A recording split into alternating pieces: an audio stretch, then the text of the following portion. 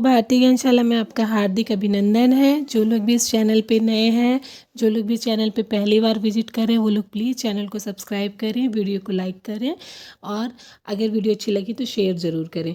देखिए दोस्तों, हम लोग ना इससे पहले एक टॉपिक मतलब इसी चैप्टर का थोड़ा सा पार्ट हम लोगों ने पहले पढ़ा था।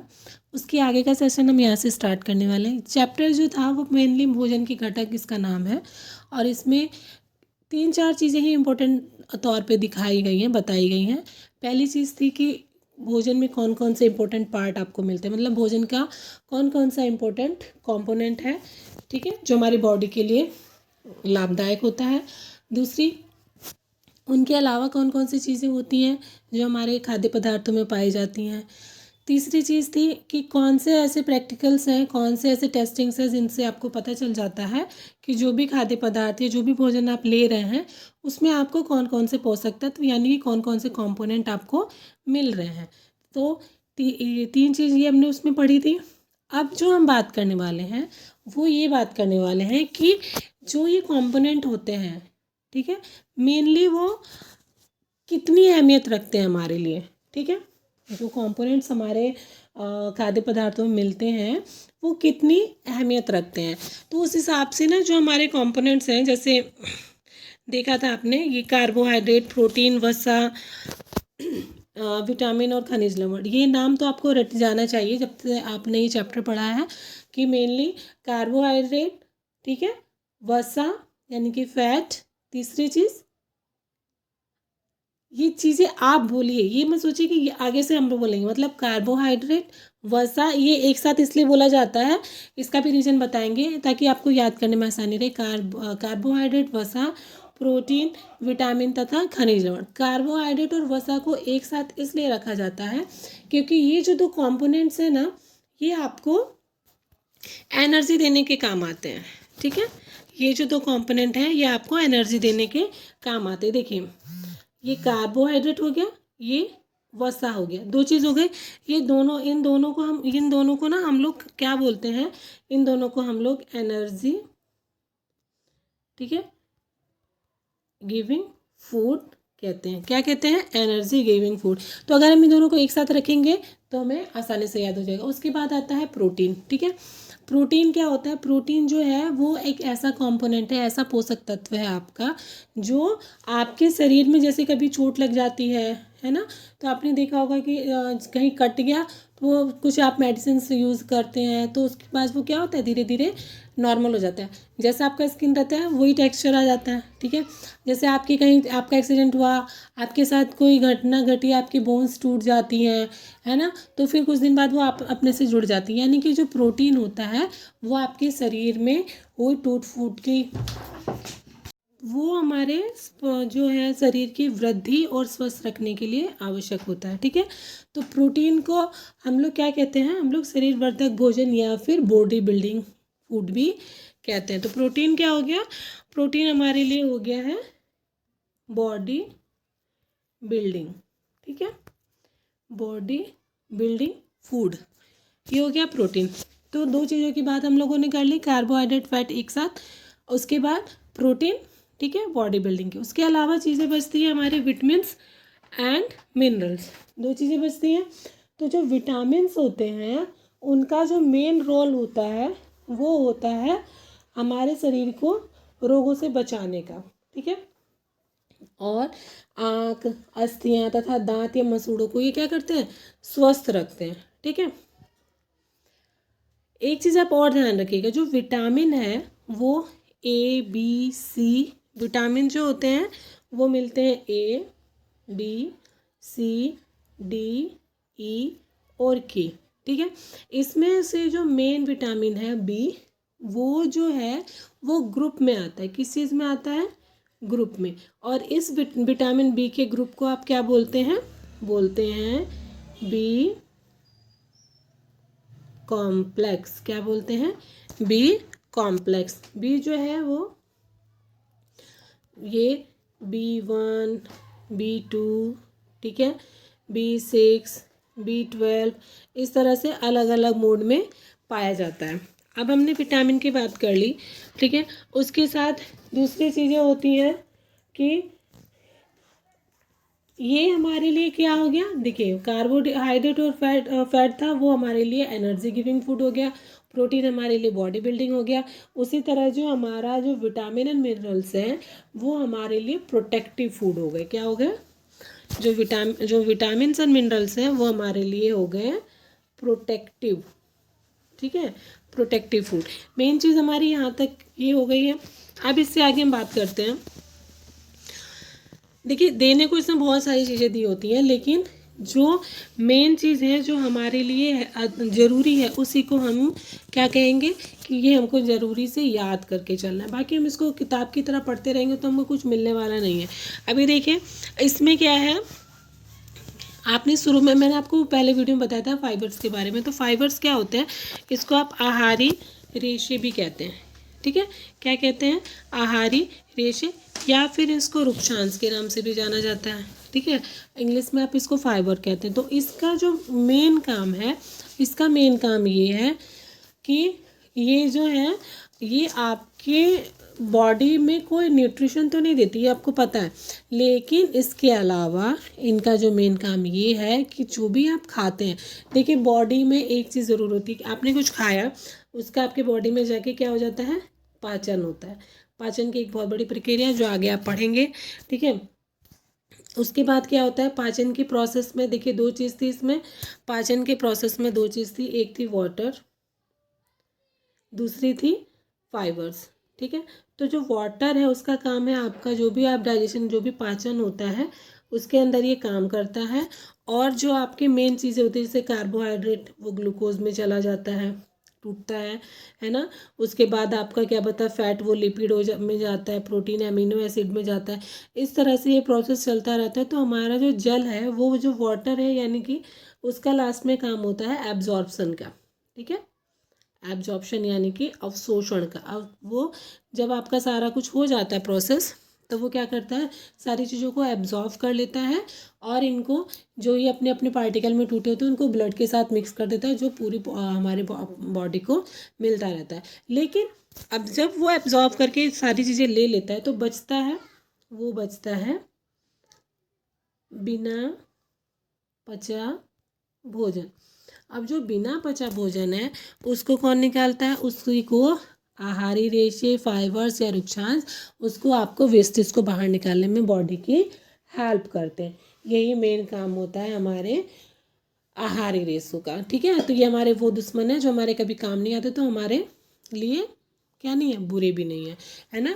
तो मतलब ये हेल्प ही कर सकते हैं, करते हैं एक तरह से, बस यही है कि हमको कोई न्यूट्रिशन नहीं देते, बट इनका भी अहम रोल है। इसलिए है, आपने देखा होगा किसी को पेट में प्रॉब्लम होती है, कुछ होती है, तो डॉक्टर क्या कहते हैं, आप फ्रूट्स खाइए, है ना। तो जो उनके जो फ्रूट्स होते हैं उनकी जो छिलके होते हैं इन सब चीज़ों में हमको ना फाइबर्स की मतलब ज़्यादा प्राप्ति होती है। तो इसलिए ये चीज़ें हमें खानी चाहिए जो हमारे अनपचे भोजन को बाहर निकालने में हेल्प करता है। तो ये मेन चीज़ हो गया। दूसरी चीज़ आप एक चीज़ ये ध्यान रखना, हमने अभी एनर्जी गिविंग फूड की बात की थी, तो उसमें क्या था कि जो एनर्जी गिविंग फूड है उसमें कार्बोहाइड्रेट जो है उससे तो आपको एनर्जी मिलती है, बट जो फैट है ना, फैट जो है वो कार्बोहाइड्रेट से ज़्यादा आपको एनर्जी देता है। ठीक है, अभी चलते हैं संतुलित आहार। संतुलित आहार क्या होता है, संतुलित आहार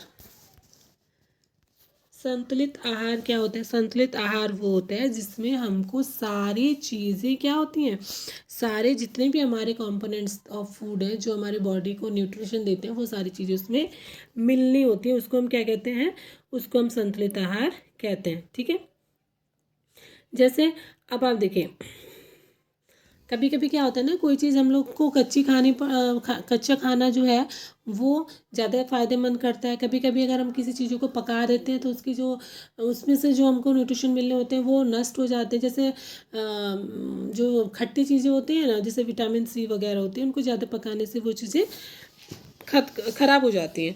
कभी कभी हम लोग क्या करते हैं, उनकी छिलके नहीं उतार देते तो उनसे भी कुछ कुछ चीज़ें हट जाती है। चावल और दाल को बार बार धोने से उनमें उपस्थित विटामिन और खनिज क्या होते हैं, वो ख़राब हो जाते हैं, निकल जाते हैं।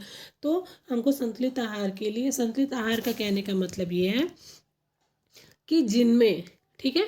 जो भोजन हम खाते हैं शरीर की वृद्धि और अच्छे स्वास्थ्य को बनाए रखने के लिए हमारे आहार में सभी पोषक तत्व उचित मात्रा में होने चाहिए, ना ही ज़्यादा ना ही कम। हमारे आहार में पर्याप्त मात्रा में रुक्षांश और जल का होना भी आवश्यक है। संतुलित आहार के अंदर वो चीज़ें जो हम भोजन में लेते हैं उनके अंदर carbohydrate, fat, protein, vitamin and minerals plus water and fibres का होना बहुत ज़रूरी है। उसी को हम संतुलित आहार कहते हैं। ये हो गया टॉपिक आपका। अब देखिए, संतुलित आहार का मतलब इन्होंने इसलिए बताया आपको क्योंकि अगर आप संतुलित आहार नहीं खाएंगे ना तो क्या होता है, कभी कभी आपने कुछ खाया उसमें प्रोटीन ही ज़्यादा है, ठीक है, तो आपके शरीर की कोई अंग ऐसा है उसकी बहुत ज़्यादा वृद्धि हो गई है ना। आपने जो खाया उसमें विटामिन नहीं है तो आपको कोई ना कोई रोग हो जाएगा। आपने कार्बोहाइड्रेट नहीं खाया, फैट नहीं खाया तो आपको एनर्जी नहीं मिलेगी, आप लो फील करेंगे। तो इसलिए बाकी जो जो चीज़ें आपकी बॉडी को जितना जितना चाहिए उतना उतना चीज़ें अगर आपकी भोजन में है तो वो संतुलित आहार हो जाएगा, ठीक है। देखिए, इनकी ज़रूरत के हिसाब से इनको दो भागों में बांटा गया, एक मैक्रो न्यूट्रिएंट्स और दूसरा माइक्रो न्यूट्रिएंट्स। मैक्रो का मतलब मुख्य पोषक तत्व और माइक्रो का मतलब मिनिमम, जिसकी कम ज़रूरत होती है। तो एक हो गया मैक्रो और एक हो गया माइक्रो, ठीक है। मैक्रो में आपके कार्बोहाइड्रेट है ना, प्रोटीन और फैट, ये तीन चीज़ें ज़रूरी हैं। और मैक्रो में आपका क्या ज़रूरत है, विटामिन्स एंड मिनरल्स, ये ज़रूरी है। तो मैक्रो में CPF है ना, और माइक्रो में VM।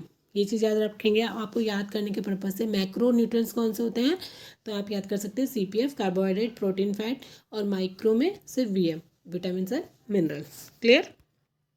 चलिए, अब आते हैं हम अभावजन्य रोग के बारे में, ठीक है।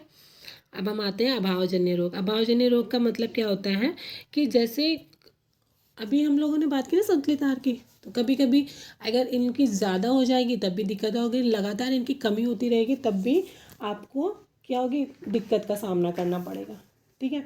आपको पता है कि मैक्रो जो आपके न्यूट्रिएंट्स हैं उनका क्या काम है, माइक्रो जो न्यूट्रिएंट्स हैं उनका आपका शरीर के अंदर क्या काम है, एंड एक्स्ट्रा में फाइबर और जल का आपके अंदर क्या काम है। तो अगर क्या होता है, जो भोजन वो खा रहा है वो संतुलित नहीं है और बहुत ज़्यादा टाइम से, काफ़ी लंबे टाइम से उसको जो न्यूट्रिशन चाहिए वो नहीं मिल रहे हैं, है ना, तो उसको क्या हो जाएगा, एक रोग हो जाएगा, ठीक है।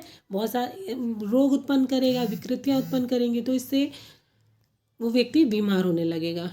और जो विटामिन्स, मिनरल्स या फिर आपके न्यूट्रिशंस की वजह से, की कमी की वजह से जो रोग होते हैं उसको हम कहते हैं अभावजन्य रोग, ठीक है, या फिर डेफिशिएंसी डिजीजेज की कमी से, लगातार हो रही कमी से जो बीमारी होती है, जो रोग होते हैं उसको हम डेफिशिएंसी डिजीज या फिर अभावजन्य रोग कहते हैं, ठीक है। अगर जैसे कोई प्रोटीन लगातार नहीं ले रहा है तो उसका क्या हो सकता है, वृद्धि अवरुद्ध हो सकती है, ठीक है, उसकी वृद्धि अवरुद्ध हो सकती है, चेहरे पे सूजन हो सकती है, बालों के रंग का उड़ना हो सकता है, त्वचा की बीमारियां, पेचिस इत्यादि हो सकती हैं, ठीक है। पता चल गया, अगर आपके अंदर प्रोटीन की लगातार कमी है तो आपकी वृद्धि ही नहीं होगी, क्योंकि प्रोटीन का काम क्या है, बॉडी को बिल्ड करना, उसको क्या रखना, स्वस्थ रखना। उसके बाद देखिए, प्रोटीन और कार्बोहाइड्रेट दोनों किसी व्यक्ति के आहार में एक लंबे समय तक अनुपस्थित रहेंगे तो वृद्धि पूरी तरीके से, अब आपको एनर्जी नहीं मिलेगी, फिर आपकी बॉडी बिल्ड नहीं करेगी तो वो बिल्कुल ही ख़त्म हो जानी है, ठीक है, वो इतना दुर्बल हो जाएगा, एनर्जी रहेगी नहीं तो कमज़ोर हो ही जाएगा, है ना। तो विभिन्न विटामिनों और खनिज लवणों के अभाव से विभिन्न रोग और विकृतियाँ उत्पन्न हो सकती हैं। यहाँ तक हो गया। अब इसको कैसे कैसे नीचे दिया इससे हमें मतलब नहीं, हमें सिर्फ यहाँ से क्या टॉपिक उठाना था, हमें टॉपिक उठाना था कि लगातार किसी भी विटामिन या लगातार किसी भी न्यूट्रिशंस की कमी के चलते आपकी बॉडी में जो डिजीज़ पैदा होती है उसको हम डेफिशिएंसी डिजीज़ कहते हैं। अब हम नेक्स्ट पढ़ने वाले हैं कि किस चीज़ की कमी से हमको कौन सी डिजीज़ हो सकती है, ठीक है। चलिए स्टार्ट करते हैं। देखिए यहाँ पे दिया भी है, विटामिन ए है, अभी चार्ट आप बहुत अच्छे से पढ़ सकते हैं। विटामिन ए क्षीणता दृष्टिहीनता, यानी कि विटामिन ए की कमी से आपकी आंखों की रोशनी कम हो सकती है, ठीक है। लक्षण क्या होंगे कि आपकी दृष्टि कमज़ोर हो जाएगी, अंधेरे में कम दिखाई देगा, कभी कभी पूरी तरीके से दिखाई देना बंद हो, यानी कि अगर लगातार विटामिन ए की आपके अंदर कमी है तो आपकी आंखों से दिखाई देना बंद हो सकता है। तो विटामिन ए डायरेक्ट किसको प्रोटेक्ट करती है, आपकी आइज़ को, यानी कि आपकी आंखों की सुख चैन के लिए विटामिन ए का होना बहुत ज़रूरी है। फिर आते हैं विटामिन B1, ये बेरी बेरी रोग होता है। अगर विटामिन B1 की लगातार कमी है तो आपको दुर्बल पेशियाँ, काम करने की ऊर्जा में कमी, ये सारी चीज़ें हो जाएंगी। विटामिन सी सबसे, अब तो आप लोगों को, आपने इतने बार इसको पढ़ा होगा ना कि आपको ये याद हो गया होगा। विटामिन सी से स्कर्वी, मसूड़ों से खून निकलना, गाब, यहाँ से ये भी चीज़ हो सकता है कि विटामिन सी की कमी से हमारा कौन सा अंग जो है ना, वो इफेक्ट होता है। तो आप बताएंगे कि हमारे जो मसूड़े हैं वो विटामिन सी से इफेक्ट होते हैं। विटामिन डी रिकेट्स, अस्थियों का मुलायम होकर मुड़ जाना, क्या हो जाती है आपकी जो बोन्स है ना वो टैंड हो जाती है, कहीं से भी मुड़ जाएंगी, है ना, काम करने से अच्छे से चालू नहीं करेंगी। कैल्शियम, अस्थि और दंतचय, जो हमारे जो दांत होते हैं वो भी किससे बने होते हैं, कैल्शियम से, ठीक है। तो अगर कैल्शियम की कमी होगी तो हमारी जो अस्थियाँ और दांत हैं उनका क्षय होना चालू हो जाएगा, है ना, कमज़ोर होनी चाहिए, वो गलनी चालू हो जाती हैं। तो कैल्शियम और फास्फोरस का होना हमारे अंदर बहुत ज़रूरी है। आयोडीन, घेंगा रोग हो जाता है। सबसे बच्चों को पता हो गया कि आयोडीन की कमी से घेंगा रोग होता है, इसलिए हमें आयोडीन वाला नमक खाना चाहिए। ऐड भी आता है टीवी पे, ठीक है। तो गर्दन की ग्रंथि का फूल जाना, बच्चों में मानसिक विकलांगता भी हो जाती है, इसलिए बच्चों को 6 महीने का बेबी होता है उसके बाद डॉक्टर बोलते हैं इनको दाल का पानी दीजिए, खिचड़ी खिलाइए, ताकि उसको थोड़ा थोड़ा मात्रा में नमक मिलता रहे और उसके अंदर आयोडीन की कमी ना हो। उसके बाद है लोहा, लोहा मतलब आयरन।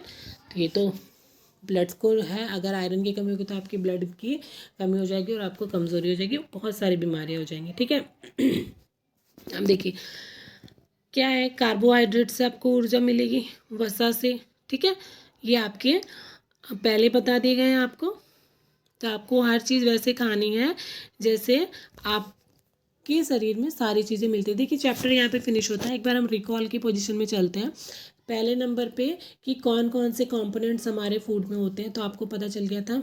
CPF, कार्बोहाइड्रेट, प्रोटीन और फैट, ठीक है, एंड विटामिन्स एंड मिनरल्स, ये था। और यहीं से हमको उसको बांट देना है। ये जो CPF होता है ये मैक्रो न्यूट्रिएंट्स होते हैं और VNM जो होता है वो माइक्रो न्यूट्रिएंट्स होते हैं, ठीक है। कार्बोहाइड्रेट और फैट जो होता है वो हमको एनर्जी देता है। प्रोटीन हमको बॉडी बिल्डिंग में मदद करता है और विटामिन्स एंड मिनरल्स हमको प्रोटेक्शन प्रदान करते हैं। ये चीज़ हो गई। उसके बाद जो अगला चीज़ था वो ये था कि संतुलित आहार क्या है, ठीक है। संतुलित आहार आपको जिसमें ये सारी चीज़ें संतुलन में मिले, ठीक है, किसको किस चीज़ की कितनी ज़रूरत है वो सारी चीज़ें उसमें पर्याप्त मात्रा में मिलनी चाहिए। बीच में उन्होंने एक टेस्ट बताया था कि कौन सी चीज़ों से कौन कौन से टेस्ट होते हैं। तो आपको पता चला था जो आपका शर्करा यानी कि मंड यानी कार्बोहाइड्रेट वाला टेस्ट था, उसमें आपको जो आपका जिसका आपको टेस्ट करना है उसके साथ आपको तनु आयोडीन की कुछ विलियन यानी कि तनु आयोडीन के साथ वो टेस्ट था। प्रोटीन वाला टेस्ट जो था वो किसके साथ, कॉपर सल्फेट के साथ और कास्टिक सोडा के साथ था। 2 टेस्ट थे।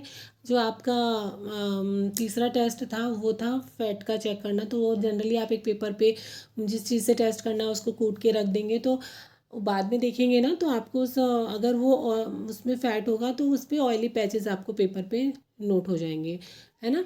तो ये 3 टेस्ट आपको बताए गए थे। उसके बाद आपको न्यूट्रिशन का डिवाइडेशन बता दिया माइक्रो एंड मैक्रो में।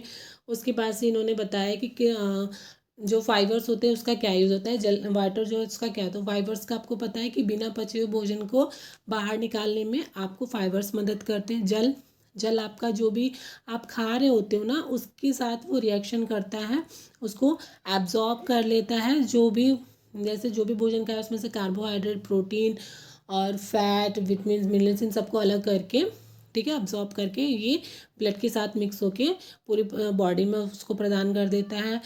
वाटर आपके शरीर का टेम्परेचर भी डाउन करके रखता है। अगर आपके शरीर में पानी होता है तो आपका जो शरीर का तापमान है वो भी संतुलित रहता है। इसलिए डॉक्टर आपको बोलते हैं कि आपको दिन भर में कम से कम 5 लीटर 6 लीटर पानी पीना चाहिए।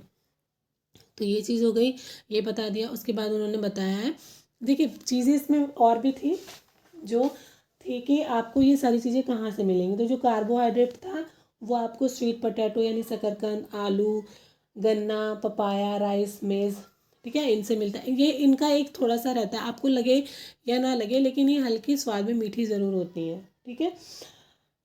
और उसके बाद से आपको प्रोटीन, प्रोटीन जितनी भी सेरेलस होते हैं ना जिसमें दालें वाले अनाज वनाज होते हैं इसमें सब में प्रोटीन होता है। ठीक है। विटामिन्स आपको पता ही चल गया ABCDE, है ना। और विटामिन्स जो है वो प्रोटीन जो है वो सब तरह के जो सीरियल्स होते हैं, दाल होते हैं, ये सोयाबीन होता है, एग होता है, इन सब में आपको प्रोटीन्स मिल जाते हैं, मांस में प्रोटीन मिल जाता है, ठीक है। इसके साथ साथ तो यहाँ पे ये भी चीज़ है, ज़रूरी नहीं कि अगर इसमें कार्बोहाइड्रेट मिल रहा है तो इससे प्रोटीन नहीं मिल रहा होगा, मिल रहा होगा। कई कई चीज़ें ऐसी हैं ना जिनमें एक के साथ साथ कई सारे न्यूट्रिएंट्स मिलते हैं आपको बॉडी के लिए, ठीक है। तो एक ये चीज़ हो गया। उसके बाद आपको बता दिया गया है कि मतलब किस विटामिन की कमी से क्या होता है। एक आपको बता देंगे जो विटामिन बी एक इकलौता है ऐसा विटामिन है जो ग्रुप में रहता है और इस ग्रुप को बी कॉम्प्लेक्स के नाम से जाना जाता है। इनके कुछ रासायनिक नाम है जो शायद आगे मिलेंगे, नहीं मिलेंगे तो इसके ऊपर अलग से वीडियो बनाया जाएगा। तो कुल मिला जुला के रिकैप आपके पास हो गया। कंपोनेंट्स भोजन के वही थे जो मैक्रो और माइक्रो में आपने डिवाइड किए थे। इनके कहाँ से ये मिलते हैं वो पता चल गया, इनकी टेस्टिंग कैसी थी वो पता चल गया। टेस्टिंग के लिए आपको 3 चीज़ें हमेशा याद रखनी है, iodine, casting soda, copper sulphate, ये था।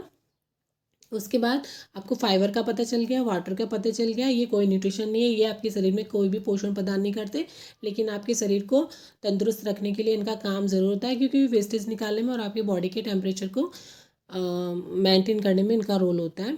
उसके बाद आपको पता चल गया किस किस विटामिन की कमी से कौन कौन से रोग हो सकते हैं। लगातार अगर विटामिन मिनरल्स की कमी रही, लगातार आपके न्यूट्रिशन की कमी रही तो आपको कोई ना कोई रोग भी हो सकता है जिनको डेफिशिएंसी डिजीज़ कहते हैं।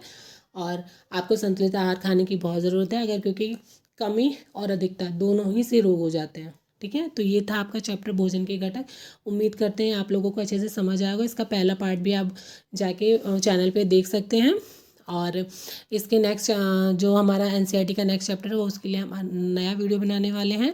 आप लोग अपना सपोर्ट ऐसे ही रखिए और चैनल को सब्सक्राइब, वीडियो को लाइक और शेयर ज़रूर करिएगा।